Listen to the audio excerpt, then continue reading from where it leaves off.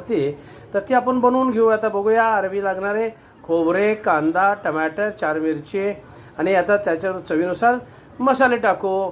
त्यानंतर आपण कुकर लावून शिजवून घेऊ. थोडे 2-3 हिरवी मिरची भाजून घेऊ. त्यानंतर ह्याचा एक जीव झाला, टमाटर कांदा एकसाथ झाले की आपण याला मिक्सरमध्ये गिरवी बनवून घेऊ. हे आपली आता गिरवी तयार होणार आहे. अरबीची भाजी एक नंबर बनणार आहे बरं का मित्रांनो. एक नंबर अरबी भाजी अशी लागणार आहे. फर्स्ट टाइम बनवतोय मी. पण अरबीला तेलामध्ये थोडी फ्राय करून घेऊ, ताकी त्याचा जो चिकटपणा आहे तो जरा निघून जाईल. म्हणून तेल टाकले आणि तेलामध्ये अरबी टाकली. आता भाजून घेऊ खरपूस.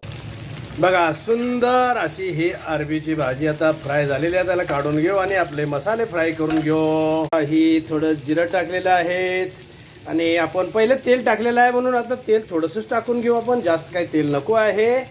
ओके. मसाला आता टाकणार आहोत. हे बघा आता असा मसाला टाकलेला आहे. आपण टाकणार आहोत सर्व मसाले. हे थोडं तिखट, हे थोडे आपले गरम मसाले थोडे टाकून घेऊ.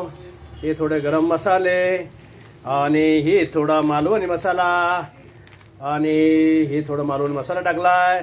आणि आता थोडंसं पाणी टाकू.